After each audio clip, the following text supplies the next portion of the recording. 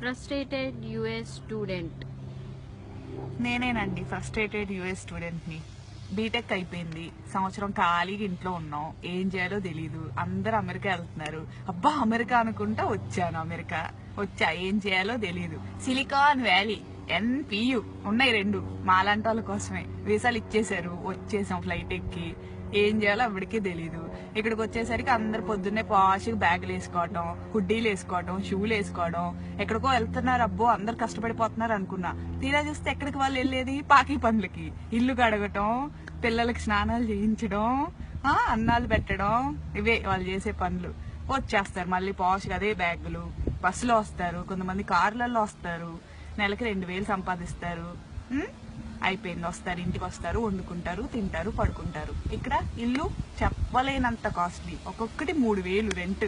కట్టుకోలేరు, ఏం చేస్తారు? గొర్రెల్లాగా ఒక్కొక్క రూముల్లో 7, ఇల్లు మొత్తం 15 మంది ఉంటారు. సో 300 కట్టుకుంటారు. అంతమంది ఉంటే ఇల్లు క్లీన్ గా ఉంటుందా? ఉండదు. బగ్గులు అంట, అయ్యో కొత్త రకమైన పురుగులు ఇక్కడ వస్తాయి, బగ్గులు వస్తాయి.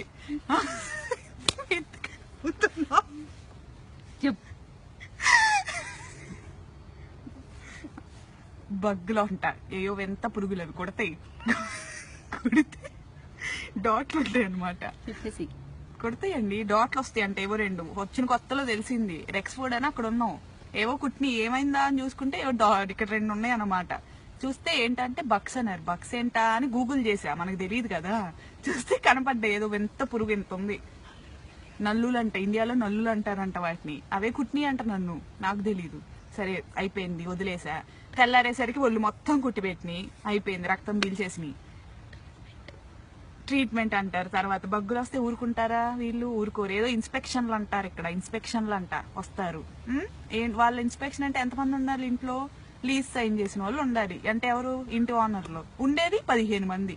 అందరు బయటికి రావాలి, ఎక్కడ వస్తారో తెలియదు, హోమ్లెస్ లాగా. ఇప్పుడు నేను కూర్చున్నా చూడండి, ఇదిగోండి, మాకు ఇన్స్పెక్షన్ ఉంది ఇంట్లో. ఎట్లా వచ్చా, ఇక్కడ ఉన్నా నేను. దాహం వేస్తుంది, మంచినీళ్ళు ఉండవు, ఆకలి వేస్తుంది, తిండుండదు, కార్డులు ఉండవు, అన్ని రూమ్ లో ఉంటాయి. రూమ్ లో పెట్టి వాళ్ళు లాక్ వేసుకొని వెళ్ళిపోయాడు. ఇదిగో ఇప్పుడు ఇక్కడ కూర్చొని ఎండలో చలికి వణుకుతున్నా, హుడ్డీ లేదు, మర్చిపోయి వచ్చా. వణుకుతూ కూర్చున్నా, ఇక్కడ ఎండలో కూర్చున్నా. అందుకనే కొంచెం లైటింగ్ వస్తుందని.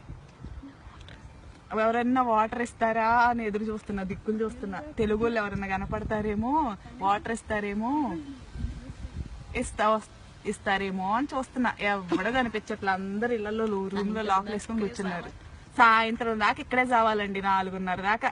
ఒక్కరోజు దొరుకుద్ది. నేను పాకి జాబే చేస్తున్నా, ఒక్క జాబు దొరుకుద్ది హాలిడే ఇంట్లో కూర్చోడానికి. అది లేదు. ఇదిగో ఇక్కడే దిక్కుమాలిన స్థితి. ఇక్కడ తెచ్చా నేను, చూడండి, ఇలాంటి స్థితిలో ఉన్నా నేను. ఎవరు వద్దండి, అమెరికా వద్దు, ఏమొద్దు, ఇండియాలో ఉండండి, హాయిగా బతకండి ఇండియాలో. ఇదే నా కంక్లూజన్. సెలవు.